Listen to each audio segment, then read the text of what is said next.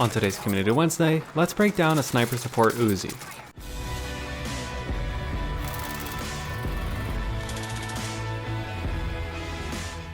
The Uzi has always been a pretty niche weapon, and even more niche considering that more people use the ammo conversion than the normal Uzi. And it's always been a pretty hard hitting weapon, but does it still stack up? In this build, we'll be using the monolithic suppressor, the 13.1 inch first responder barrel, 41 AE 32 round mags, stippled grip, and sleight of hand. So let's get straight into the stats, starting with mobility. It's got an amazing ADS time of 180 milliseconds, and its reload and reload add times come out to 1.92 seconds from empty and 1.15 if you leave one bullet in the mag. But it needs this because it only has 32 rounds per mag. Its movement and sprint speeds are pretty great for a modern warfare weapon, but sadly, still not as good as the other games. Its ADS strafe speed is 2.66 meters per second, which is pretty decent, but it could be a little bit better. And its sprint and attack sprint times are 150 and 220 milliseconds, which again is pretty decent. Its stability is 1.5T, which is great for longer range engagements, and its bullet velocity is 625 meters per second, which is right around what we wanted for sniper support. But lastly, its rate of fire is 10 rounds per second or 600 rounds per minute. This is a bit slow, so missing a shot will be a lot more punishing. So it gets a mobility score of 40. Its recoil is pretty easy. It's mostly vertical, but it does go a bit to the right. It does have a little bit of side-to-side bouncing, but for the most part, it's pretty controllable. Because of this, you could easily use it up to 50 meters. So it gets a recoil score of 33. Now for its damage. It has a damage drop-off at 22 meters.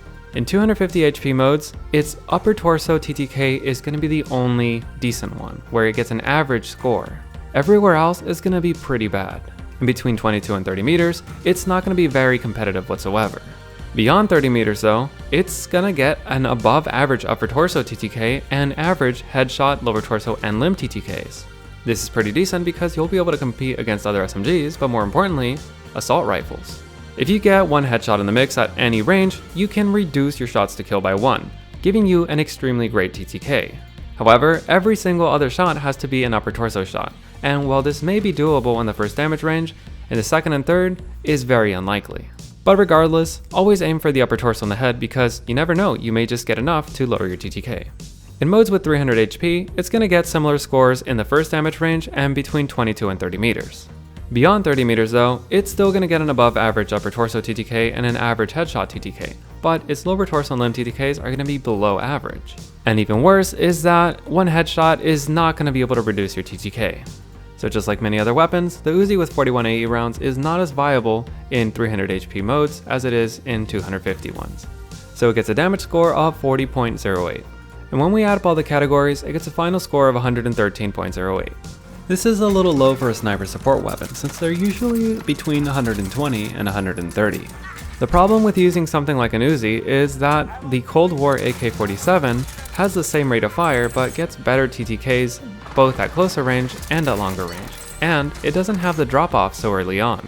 And even worse is that the Cold War AK gets better mobility and recoil.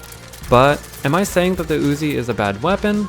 No, it is usable and it's actually pretty good at longer ranges. It's just pretty weird that an SMG can be pretty great at longer range, but not work too well in its intended close range role. And especially now that we're moving to 300 HP modes, the Uzi is not going to be very viable since we can't guarantee that we're only hitting upper torso and headshots. A lot of these older weapons are usable now, but if we move forward and everything becomes 300 HP, they're not going to be able to be used at all. Hopefully before this happens, a lot of these weapons will get a buff. But you may be asking, why are we using the 41 AE rounds instead of the normal ammunition? Sure, you would have much more ammunition if you used the normal rounds, but at the same time, they would do way less damage at range. You would still get similar TTKs up close, but at range, it would be basically unusable. And the important thing for a sniper support weapon is to be used at almost any range. So that's the sniper support Uzi. Have you ever used it? And if so, what'd you think about it? And as always, if there's any weapon build or part of the game you want me to break down, let me know. You may see it on the next Community Wednesday. Thanks for watching.